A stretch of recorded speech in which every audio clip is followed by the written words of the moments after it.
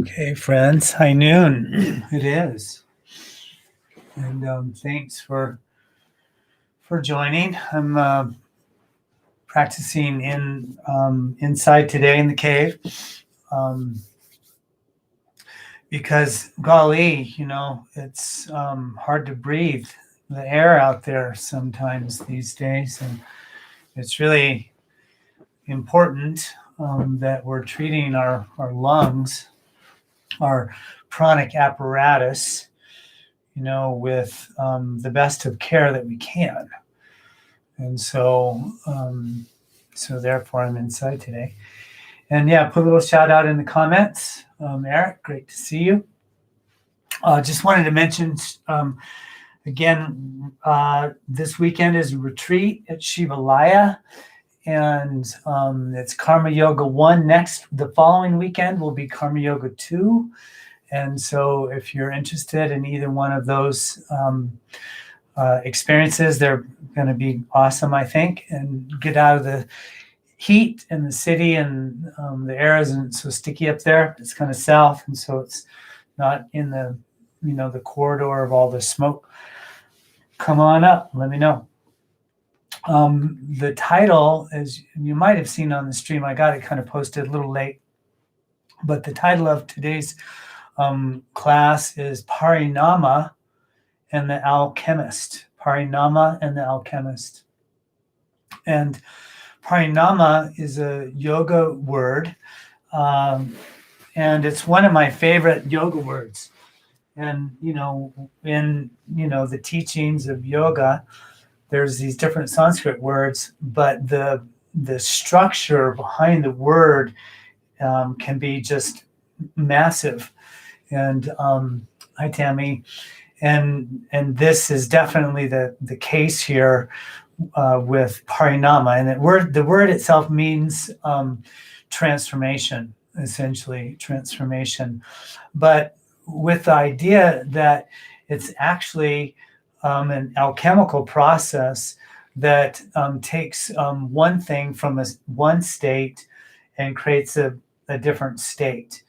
There's a million examples. One easy example is, you put water in a freezer and it goes from a liquid state to a solid state, or you put water on the stove and it goes from a liquid state to a gaseous state.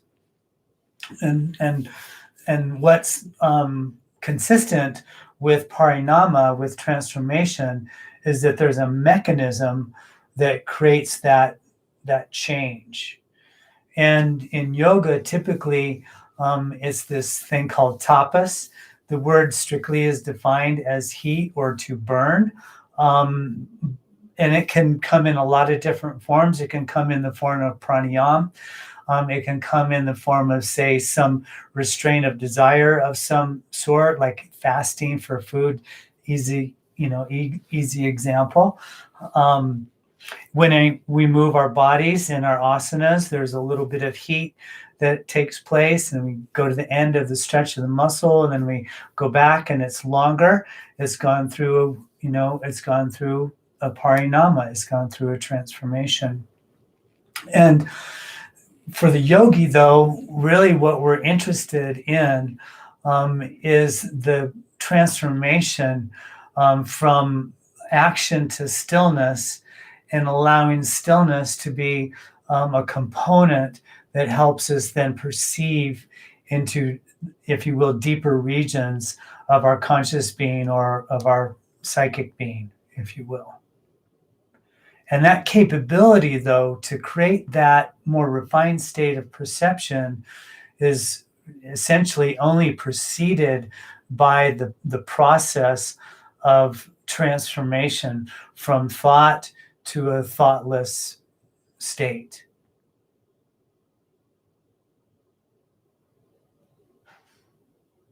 And then in that stillness, we can take the quality of the refinement of the perception and then hone in, say, on an object as we go into our meditation, hone in on an object and allow the perception to search, if you will, through the varying layers of the object to get into the dharma or the substratum of the object. If there's any noise that comes in the quality of that perception, then the attention is drawn to the noise and not necessarily to the subtle region of the object. And that's it. I mean, that really is the whole. I mean, if you looked at, Bhagavad Gita, the Vedas, the Upanishads, all the Yoga Sutras, the 196, one of them, all the things, that is the core of all of those teachings. And what I would say is why we need all those teachings and all those different practices, because this is hard. It's not easy to restructure, our perception, which is always normally going out. Okay. And so that's our quest for today. What I would offer, and I'll cue this up, when we go through our asanas and different things, is I just want you to really be honed in on the tapas of the practice. So that energy, the alchemical energy that's creating a thing to go from one state to another. It can be your hamstrings lengthening, or if there's thought formation, going from thinking mind to stillness mind. And this is why we always go back to the breath, because then it allows the mind to arrest its thinking process and create stillness. Our asanas produce pranic energy and reveal pranic energy. And so then that becomes an interpretive experience for our mind that is released from physical form, etc. Parinama and the Alchemist.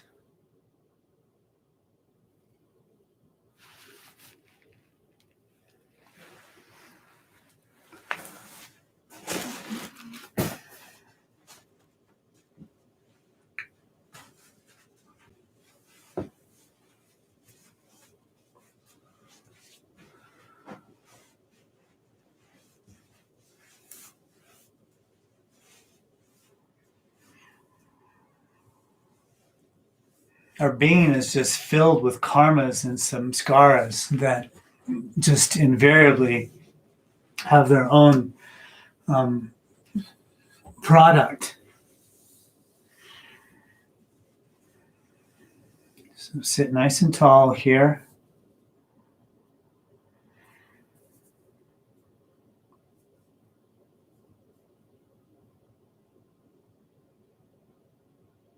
First, we'll belly breathe. And as a reminder, the technique, as you inhale, the belly extends outward, and then as you exhale, belly to the spine.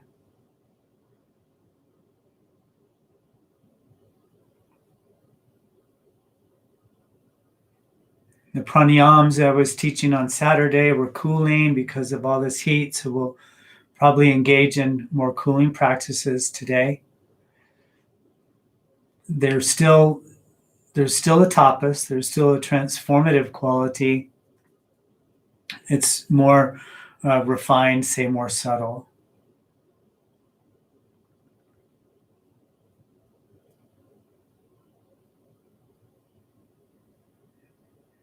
So belly breathing.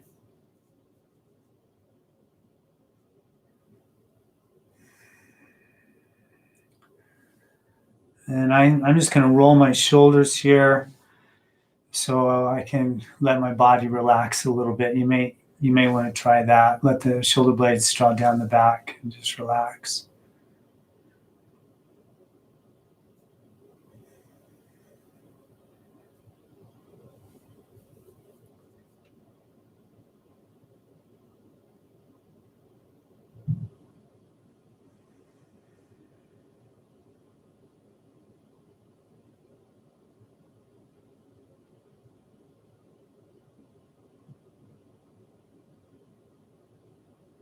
Let things slow down and subside, and just kind of be the witness of that change, if you will. Things softening, letting go.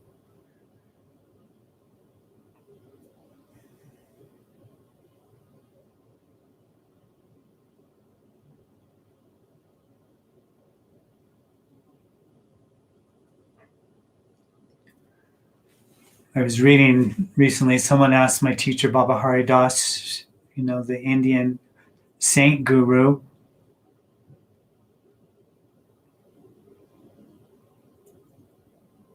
What is the essence of meditation? And he said one word. He said vairagya. And that's translated as dispassion.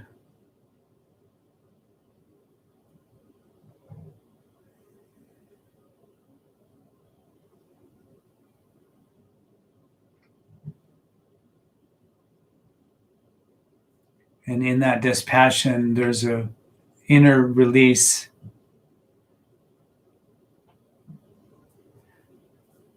And then the parinama, the transformation of stillness and peace, emerges.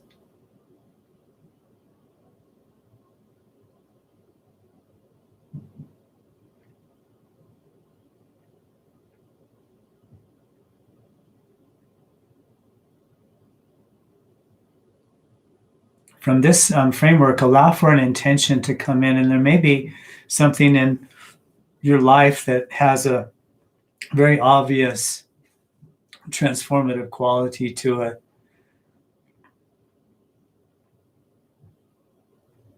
And what I would add to that is allow for that transformation to have some illumination to it, some sattvic energies, some pure energies, and maybe recognize when we add that there's this natural, say, alignment with a higher, say, divine quality.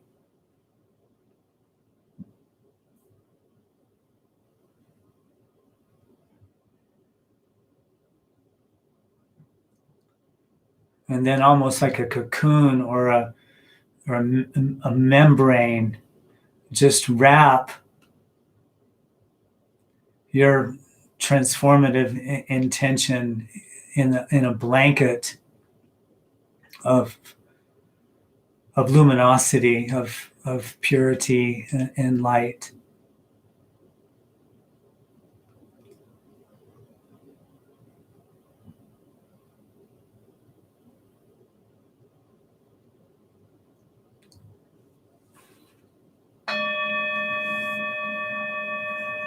Just bring hands to prayer here at the heart. We'll chant a couple of ohms to begin our sadhana. So exhale the breath completely and take a nice big inhale.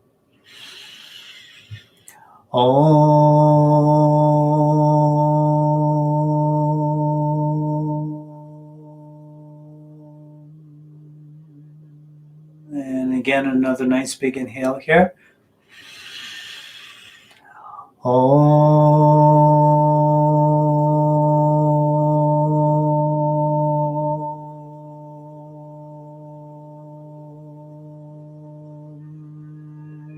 Gananantva Ganapati Gung Havamahe Priyanantva Priyapati Gung Havamahe Nidinantva Nidipati Gung Havamahe Vaso Mama Aham Jani Garbhadamatmam Jasi Garbhadam.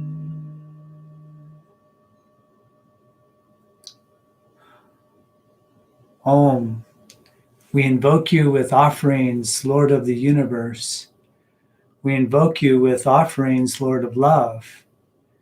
We invoke you with offerings, guardian of the treasure. Come and sit within us, revealing the realm of the great spirits within us. Yes, revealing the realm of the great spirits within us.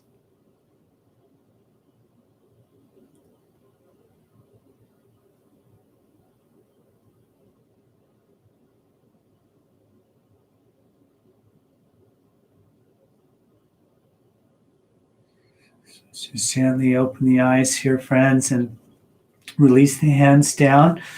We'll come to a tabletop position, so spin off of your seated support or otherwise, just like so. And then we'll first just begin to undulate the spine in cat-cow stretch. As we know this, inhale, look up, lengthen the front spine. Sits bones flare, and then exhale, rounding, drawing belly button in, chin in, tailbone in. Hands firm, and then again, inhale, look up, lengthen front spine. Sits bones flare, gaze up, and then exhale, rounding. So just a little linear flexion and extension of the spine to wake up. Spinal column, Mount Meru is what the yogis called the spine. Mm-hmm.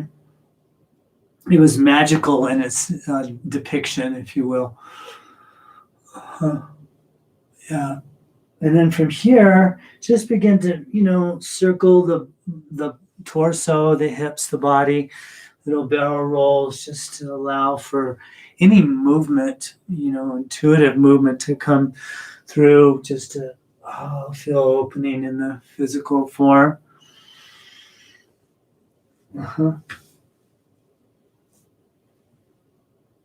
Oh, yeah.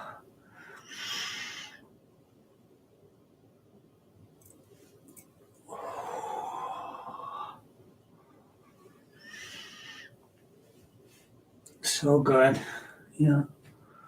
And then coming into the neutral position here again, we'll do a little twist. Let the left hand draw under the face with an inhale. Take the right hand to the sky. Give the wrist a spin. Breathe very deeply. And then a big inhale, and we'll feed now this right hand through on the inside of the left shoulder, ear to the mat. Reaching. Hips to the right to seal the twist. And just breathe. Notice sensation here. And then take a nice big inhale and exhale the left hand back underneath you, ground it. And then inhale, take the right hand back to the sky. And we'll switch this out. So when you're ready, ground the right hand. Then inhale, take the left hand up, spin the wrist, breathe deep. Stay with the breath. And big inhale. And exhale, feeding left hand through on the inside of the right shoulder and ear to the mat. Right hand reaches, hips to the left. Here, breathing. Stay with the breath. Oh, yeah. And then a nice big inhale. And exhale, this right hand back underneath you. Inhale, take the left hand to the sky. Reach up. And then back to neutral position. So from here, we'll take the hands off the mat to the right side. Inhale the breathing. And exhale, arcing into the left side body. Forehead can drift to or towards the earth. Again, breathe very deep. Stay with the breath.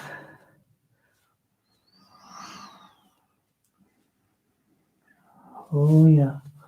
Then ground hands firm, and inhale, come up. And we'll switch sides here. So we'll take the hands off the mat to the left side. I'm just going to switch directions here. Big inhale, then exhale, arcing into now that the right side body. Breathe.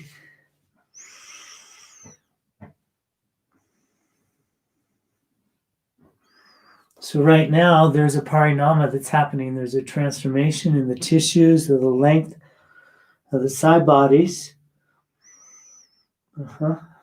And then gently, come up to neutral, and we'll explore how that shift took place. And so the other side, so take the hands off the mat to the right side, big inhale and exhale, arcing now into the left side body, and just recognize how the sensation has become more spacious. It's changed. Inhale, come up, and then we'll reveal that on the other side as well. So hands off the mat to the left side. Inhale, and exhale, sink.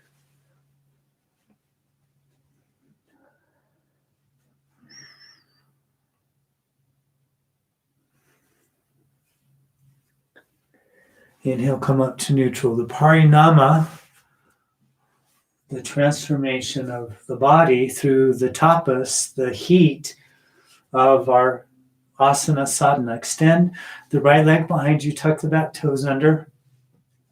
I have all this dark clothing on. It's a little difficult to see somewhat. And then float this right leg hip height now, breathing.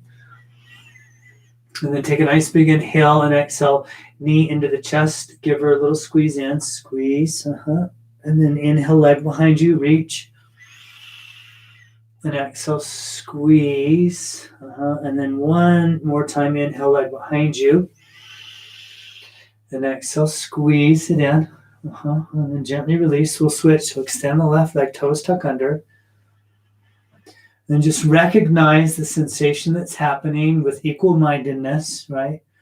That's where the vairagya, and more we practice dispassion and equanimity, the, if you will, the better off we are. Float that left leg, hip height. We already, if 2020 hasn't taught us that, maybe that's our biggest lesson. Big inhale, then exhale, rounding, squeeze here.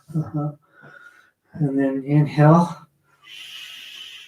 Exhale, round, squeeze here. And then one more go round, inhale. Exhale, squeeze. Oh, yeah. And then release to neutral. And then we'll meet in downward facing dog. So tuck the toes under, hips left, auto. We know this, Adho Mukha Svanasana. Breathing.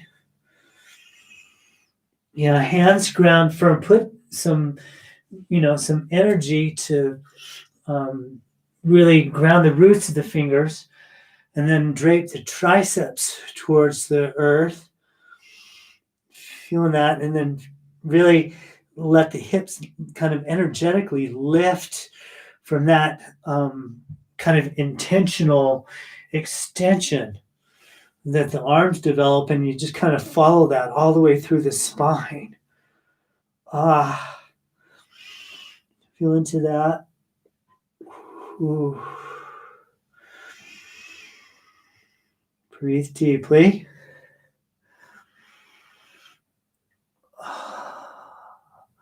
And then bend the knees a little bit, and then just kind of pivot the sits bones to the sky.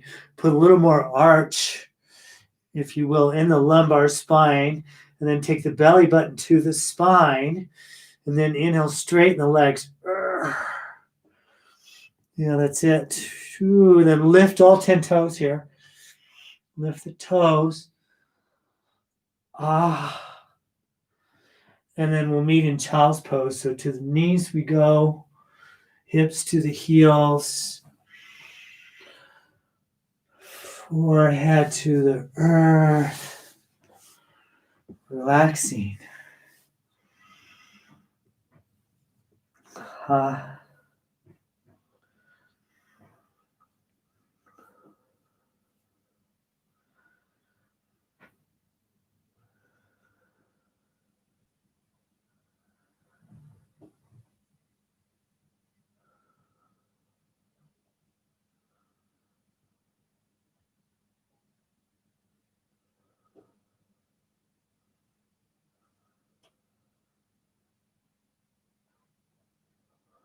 So good. And then gently here, float up to neutral. And we'll meet back into downward facing dog. Yeah.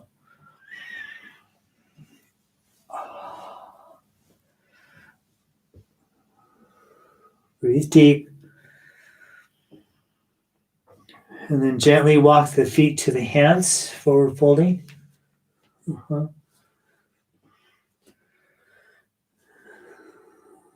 Little space in between the feet. Let the weight pivot towards the big toe mounds. Lengthen the crown of the head towards the earth as you gently lift the hips to the sky. Yeah. Little stir of the head, yes and no. Let opposite elbows, interlacing hands there on the biceps. Little spinal traction. A little movement here.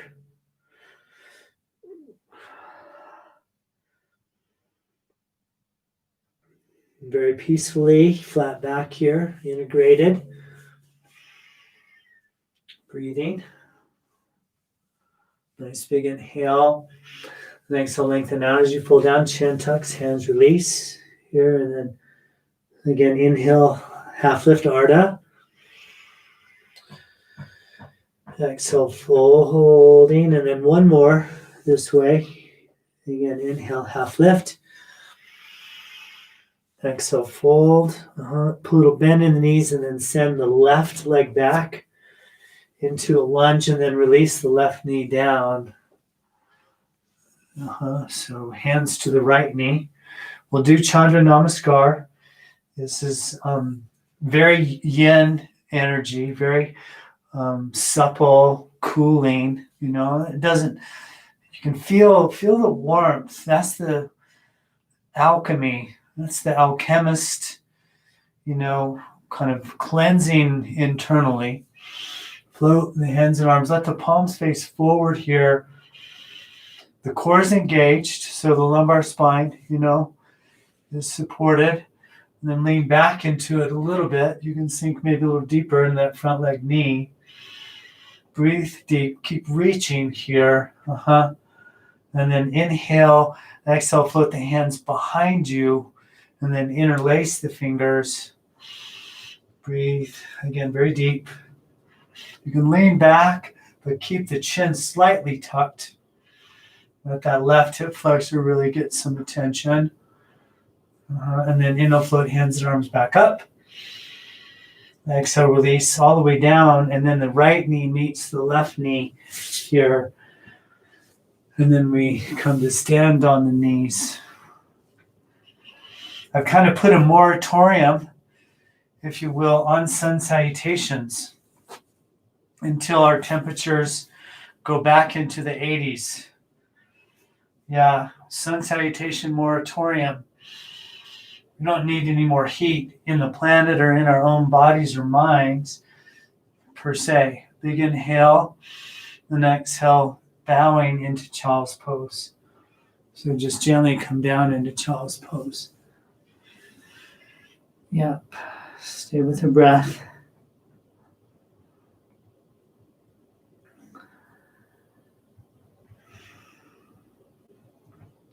Oh yeah, and then gently float forward. Come onto the belly here, and we'll meet in Bhujangasana, Cobra Pose. So a little grounding of the feet, pelvis area, and then engaging the muscles of the back, and they'll float on up. Yeah, breathing. Stay with the breath. Yeah, and then a nice big inhale. And exhale, float torso, forehead down. Then again, inhale, float up. And exhale, float down. And then one more of these. Inhale, float on up. And then lift the hips and just pivot back into child's pose. Breathe into the belly.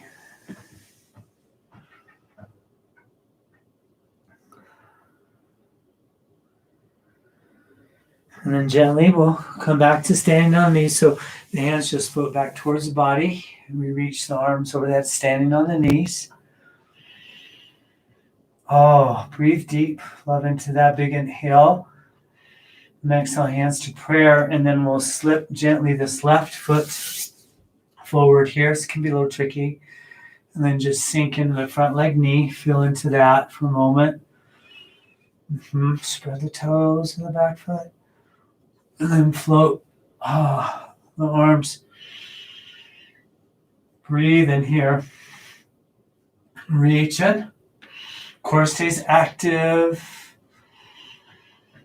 Oh yeah, and then a big inhale. And then exhale, the hands behind you.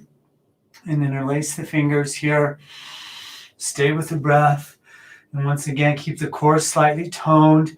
But then you can lean back into it. The chin is just slightly tucking though. I'm not lifting it. Slightly tucking, so there's a kind of length in the cervical spine structure in the body. And then inhale, float hands and arms up, reaching. And then exhale, the back foot steps to the top of the mat. So we come into this forward fold position, Uttanasana. Breathing. Eventually, again, weight pivots, big toe mounts. Crown of the head extends towards earth, hips lift towards sky. Yeah. So much information really that way. And then inhale, half lift, hands to the shins. So drum right there. Yeah. And then gently, little bend the knees, lift the elbows, flat back. Just standing we go. Just reach. Oh, and then put a little sway in the body. Just a little sway side to side. Going into that. And then the arms down by the sides here. Let the palms face forward. Close the eyes. And then just feel all the feels, right? And it's the alchemist of the practice. So we take food energy that you've properly digested, hopefully, because you're following Ayurveda. And then we witness how that food energy then is transformed into movement and action. And then that movement and action acts as a mechanism. It's the mechanism of the Parinama to create a tapas internally, then which purifies the body from emotional function, physical things, toxins from food.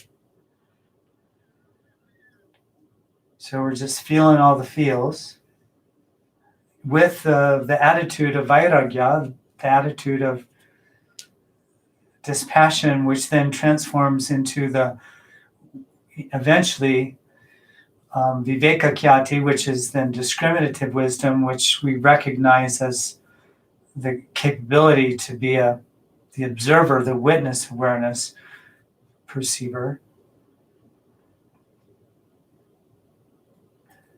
Yeah.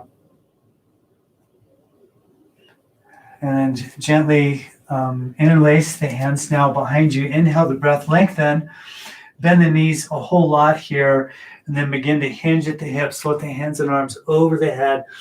And then as appropriate, you can straighten the legs a little bit if that feels okay for your low back. Yeah. And then gently release the grip of the hands, and then we'll send now the right leg back into the lunge, right knee grounds. And then inhale, float on up with the torso, and then take the arms to the sky. And just breathe here. This time we'll come into the full expression of Anjaneya Asana, and that's hands at the heart here. Feel that for a moment, and then just turn the palms slightly open in a little cup position in front of the hands. Yeah, this pose is named after Hanuman's mother. There's a full kind of epic around that I won't go into, but here she is in the forest praying to Shiva. Yeah, big inhale. Next, I'll gently release the hands down, and then we draw the left knee to meet the right knee, and then inhale, float the torso, float the arms, and then very kind of ceremoniously bow into child's pose. Just really softly touch the earth here. Yeah, touching the earth as if you want someone to care for your heart. Same sense of tenderness and presence. And then gently we'll inhale, float forward and ground the front of the body. And then coming into Bhujangasana, different this time. Let's come onto the fingertips of the hands wide, say off the mat, and then just float the torso up. Yeah, so give a little room for the shoulders, and you can keep kind of drawing the shoulder blades onto the back. Here the chin is going to tuck slightly. Breathe deeply. A nice big inhale. And exhale, release gently down here. Hands ground under the armpits, and then just lift the hips up, and we meet back into child's pose. Take a few breaths here. Just enjoy this space.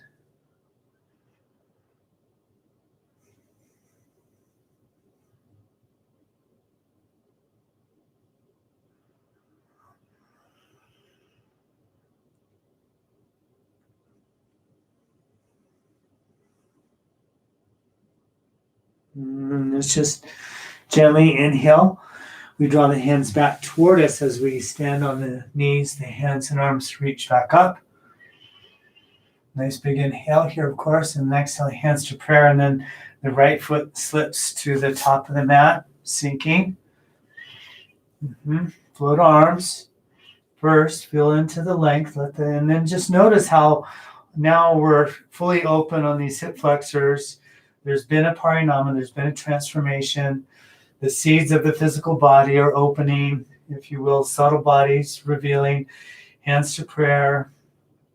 And then make this little cup shape in front of the heart. Yeah, maybe put your intention there. Yeah, and a nice big inhale and exhale. We gently float forwards, back foot steps to the top of the mat. That's so good. And then inhale, half lift here. Oh, and exhale, hinge and fold. And then step back into downward facing dog. We'll just stay on the earth here, down dog. And then from this position, drift the heels to the right and the hips follow. Then the heart sinks. Feel into that. Yep. And then inhale the hips up, heels follow, then to the left, the heels go, hips go. To the left, yeah, feeling that. Oh, yeah. And then gently inhale, float up to neutral. And then we'll come into pigeon pose here. And so draw the right leg up, Ekapada Rajakapotas in Sanskrit. And then right knee, right hand, release the right foot down. We'll work this just momentarily. So the energy is drawing into the midline. So draw that right hip back, the left hip forward, squeeze, in other words. And if you squeeze in, then there's so much down energy that the hands can release. And be mindful if you have any, tricky knee things or hip things, modify, float arms to the sky. Just reach. You can keep kind of spreading the toes of this right foot, and that creates structure for the ankle and mainly the knees, what we're concerned about. Big inhale and exhale, hands behind you, interlace the fingers. So feel that possibility, breathe deep. Big inhale, then exhale, gently release the grip of the hands, and then send this left leg back and ground the right hip here. Feel that. Breathing, big inhale, and then exhale, release onto just the forearms. I'm kind of shifting how I, navigate pigeon pose. I would rather leave the spine up and extended versus pressing, because that pressing down puts maybe an extra energy in the acetabulum, that's your hip, and compresses the tissues in there. And we want to keep some blood flowing and a little bit of room in there, so we're not overdoing it. We're not overdoing the compression of the hip in pigeon, essentially. Just breathe into it.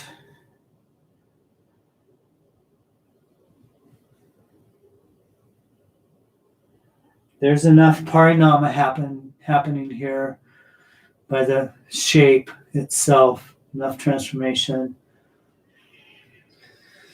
And then gently let the hands drop back towards you here. Tuck the back toes under, and then we meet back into down dog. You can wiggle this right leg a little bit or open the hip, whatever might feel best for your body here to feel like you're resetting and stabilizing. And then the left leg goes up,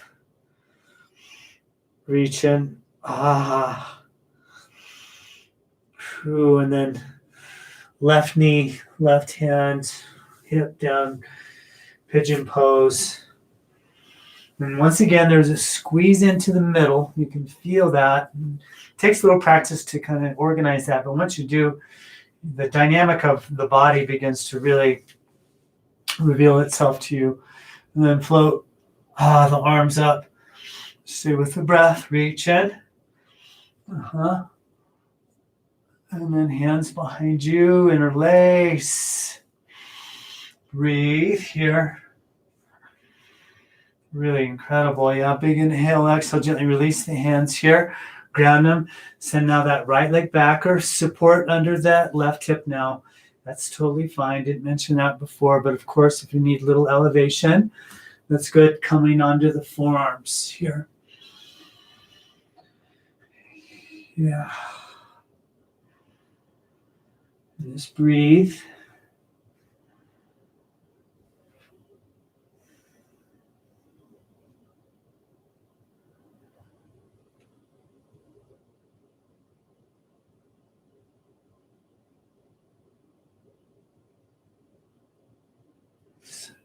Parinama, transformation.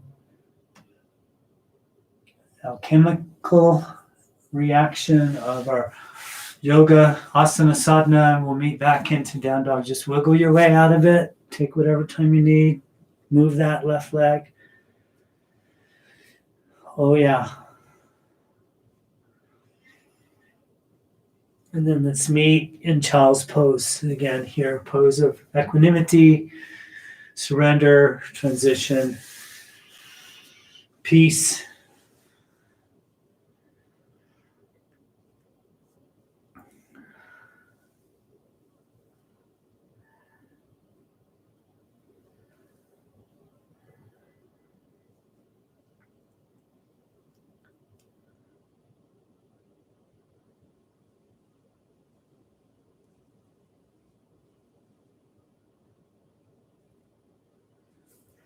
And then very gently here. Come on up. Okay. Let's transition into our seated position, please.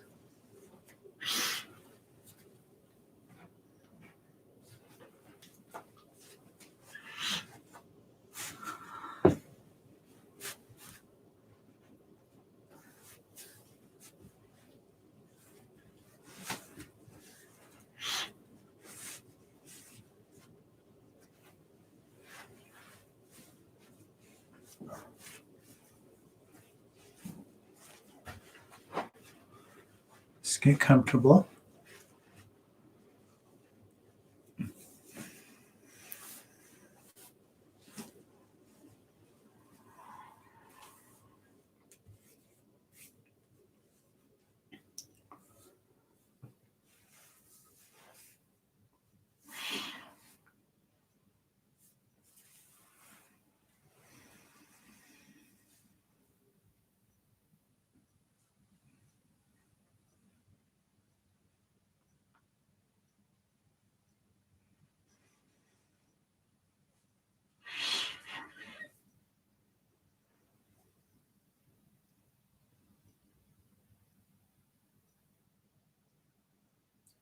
One of the most powerful pranayams that we can do, that we give credibility to, but maybe not enough because it's so subtle. And that's Nadi Shodan. And we know that is nerve cleansing practice, also alternate nostril breathing.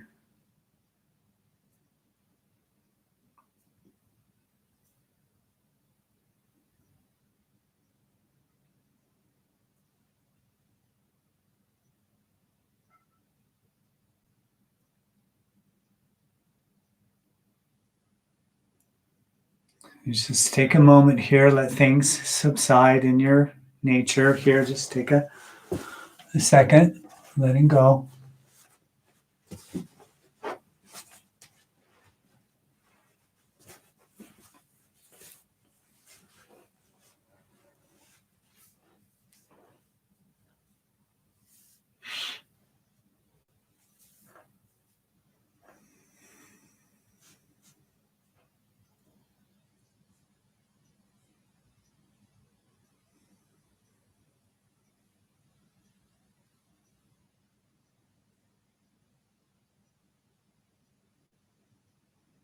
And then let's begin the practice of alternate nostril breathing.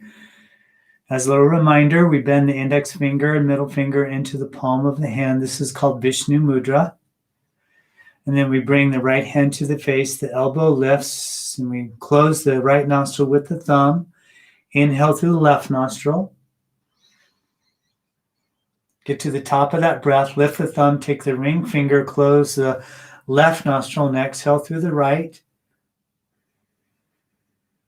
And then again, full yogic breath, inhale through right nostril, belly, ribs, chest, expanding the lungs. Lift the ring finger, take thumb, close right nostril, and exhale through the left. One that constitutes one round, and just continue as time permits here.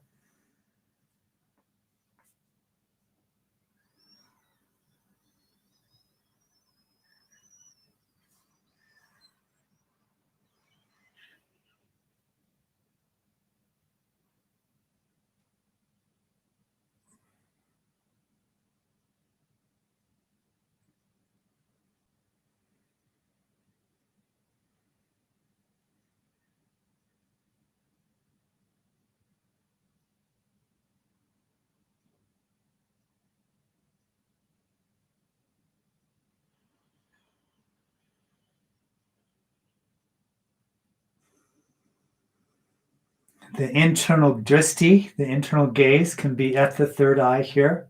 So you can roll the eyes up and imagine just lifting the pranic energy into the third eye chakra as you inhale, expanding it as you exhale.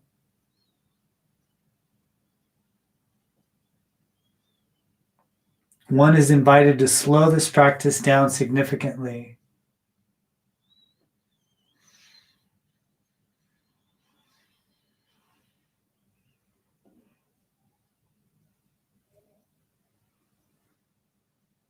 Refined breathing creates a refined mind.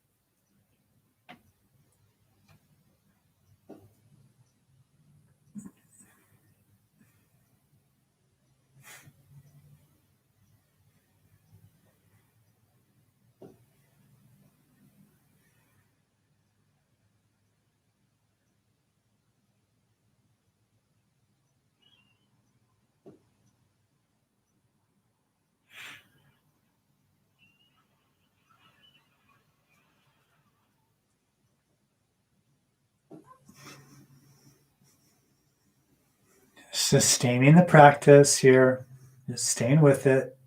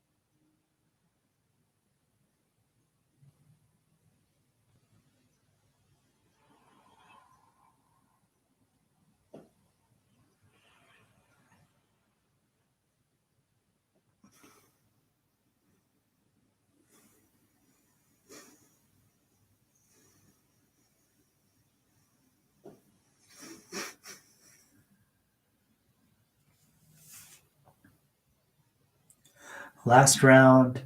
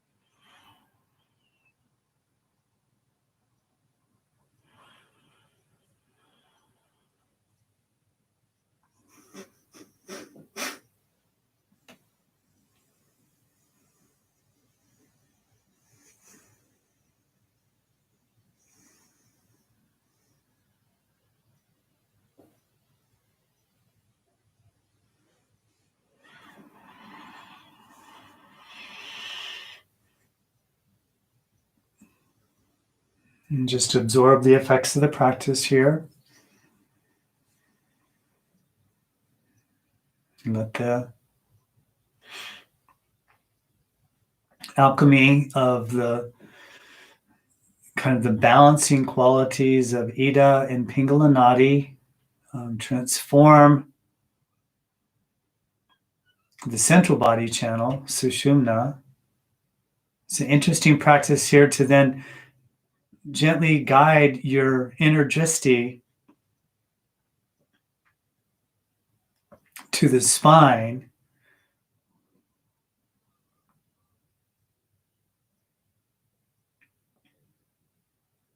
And then gently trace your awareness, say from the coccyx, the tailbone,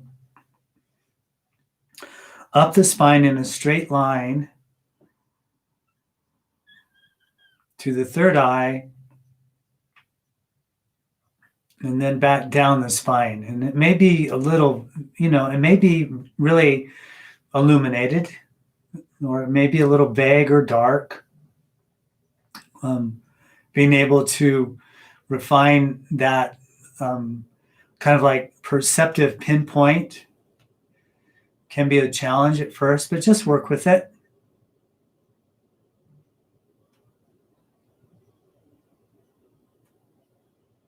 And your body will eventually respond to your directed awareness.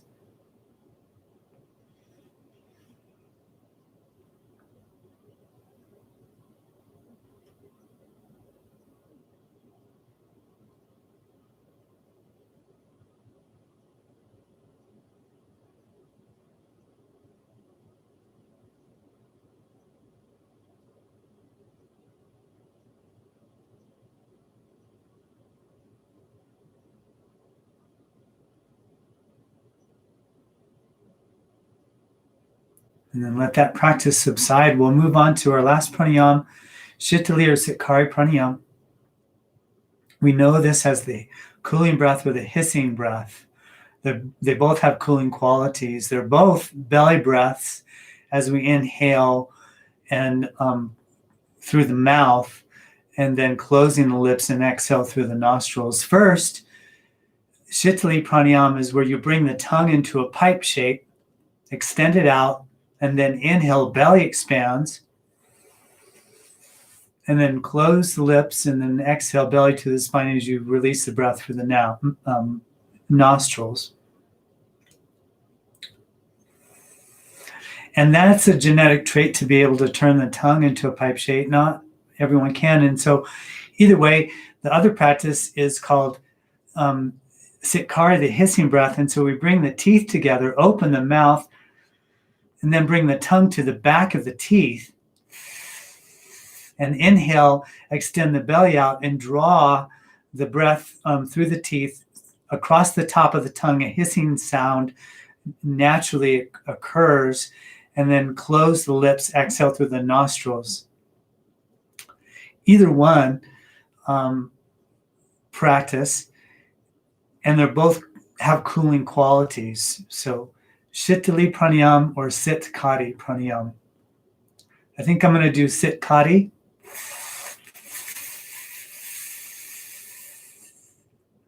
it seems to be very cooling for me. And it's almost like you get that feeling of like cold teeth, even.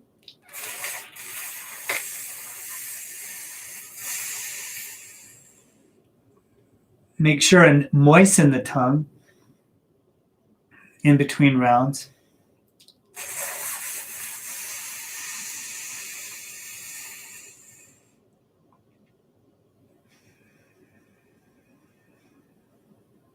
Oh, yeah.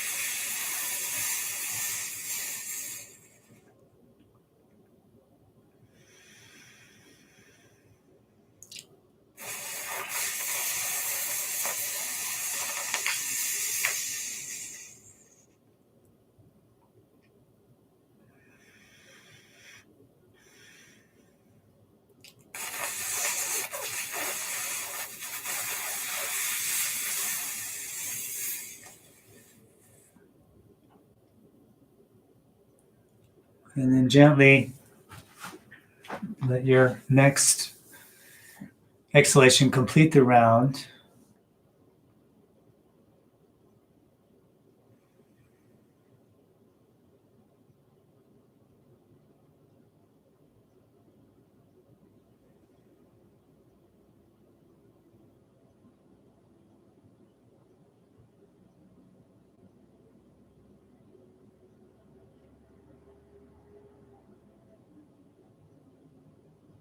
And begin to realize the perception of sukshma sharira, and that's the subtle body. So find a like this perfect stillness of the physical body where there's virtually no movement at all.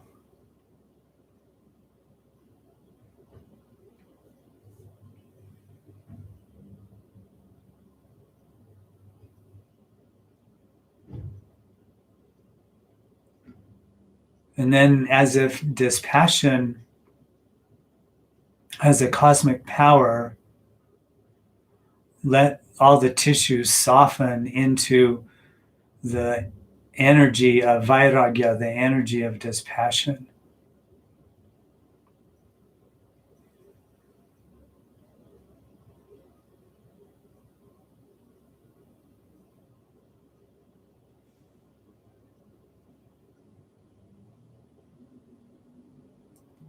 And then one begins to feel this etheric, virtual even fabric, the blanket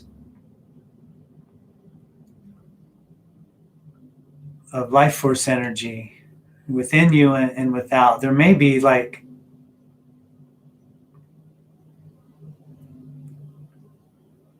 the sensation of it extending from the body, or it's like the body just disappears even.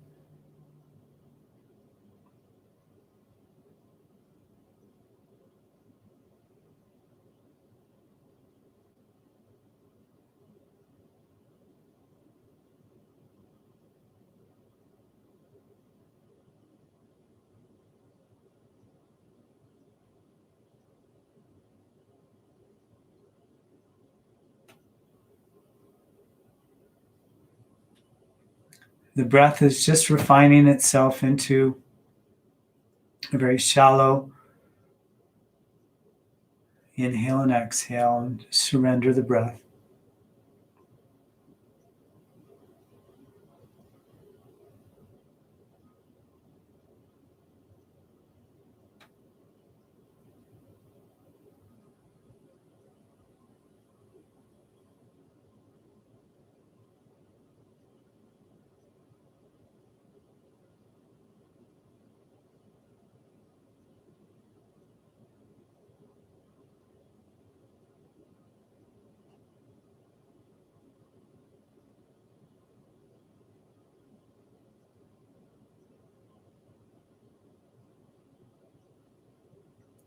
But all the biomechanisms begin to just soften and release. It takes a little time for the heart rate to subside and internal stillness to fully reveal itself.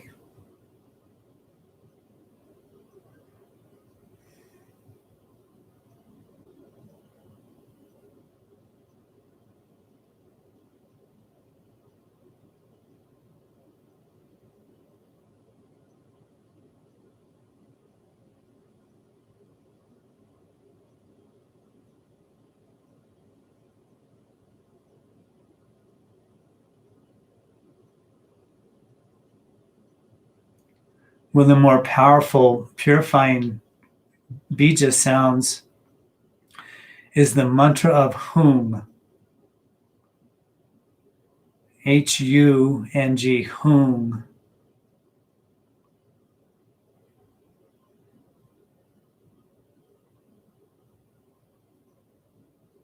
So gently put that in the mind as you inhale and also as you exhale. Hum.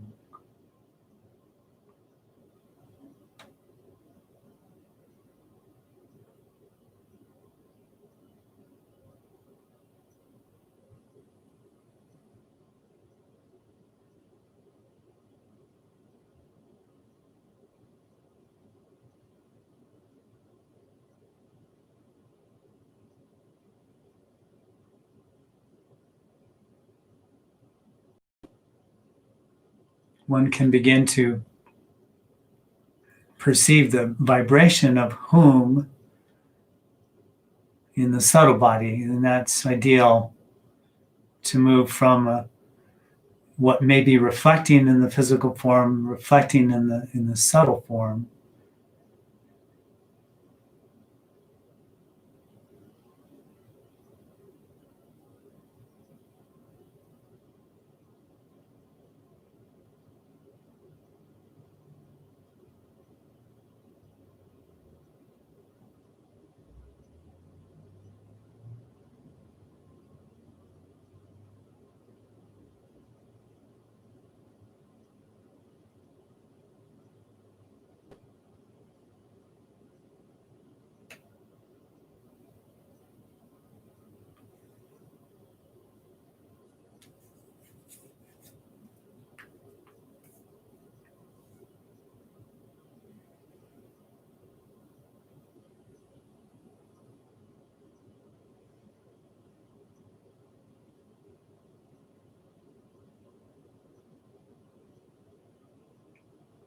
And through the lens of dispassion, begin to be able to just witness the breath, the mantra, and its vibration as if you're stationed somewhere beyond it in your perception. Essentially, the non doer of action, karmically free, if you will.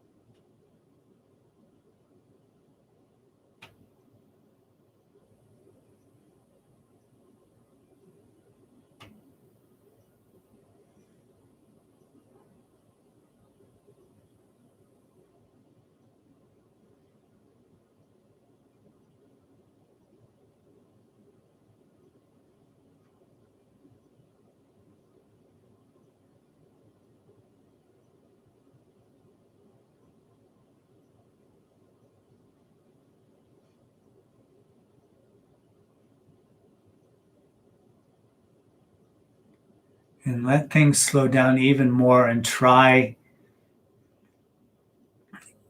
even less.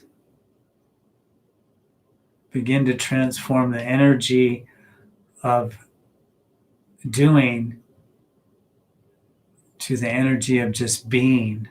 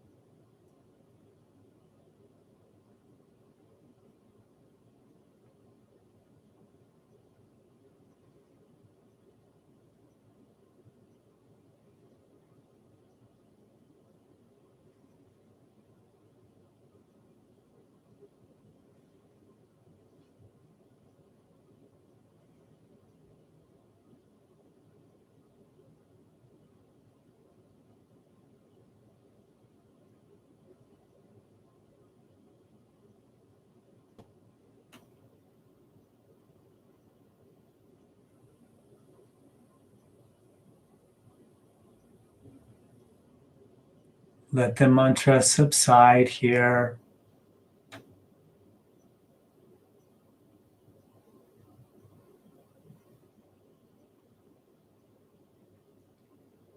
Allow your awareness to experience the stillness, the sense of presence as that unfolds.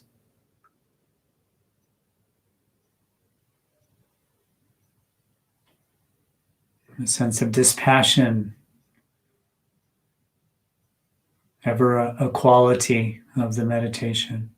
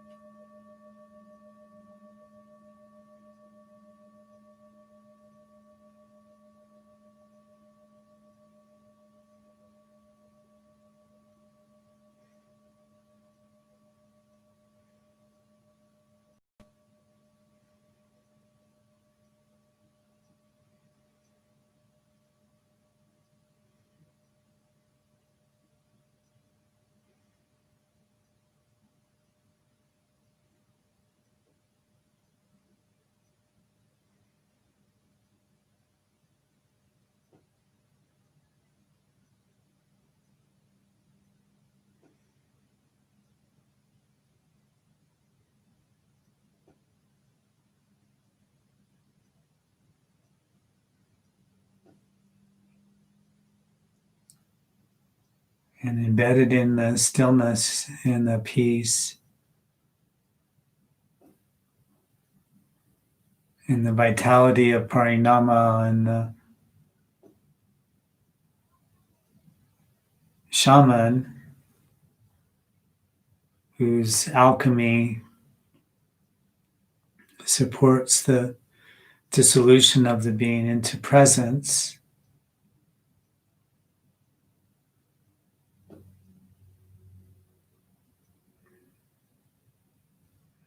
Feel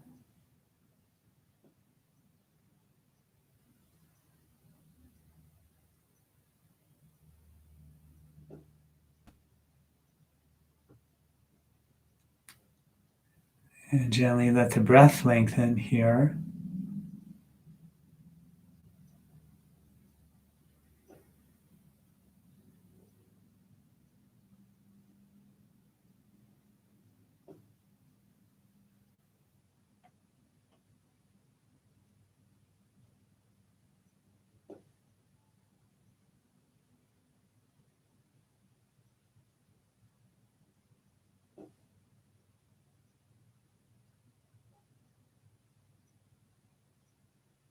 Returning to the earth plane and the plane of the earth body. Let your intention appear again and let it be held in this further actualized fabric of your spirit and energy system. So it's held in the rapture of sattva guna, essentially, pure illuminated prana.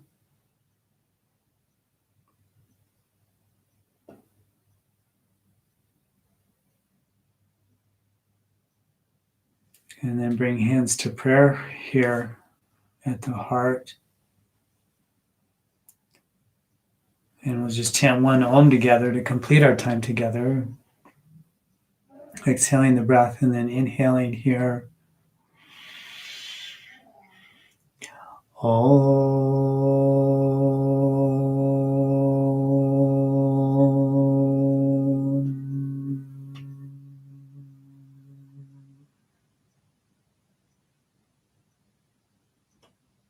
And then connecting the heart with the transcendental vision, the thumb to the forehead here, bowing in the namaste.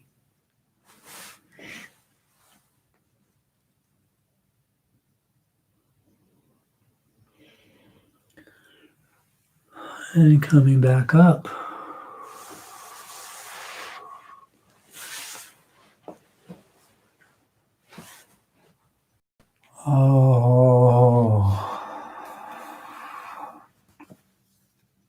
Thank you, Lori.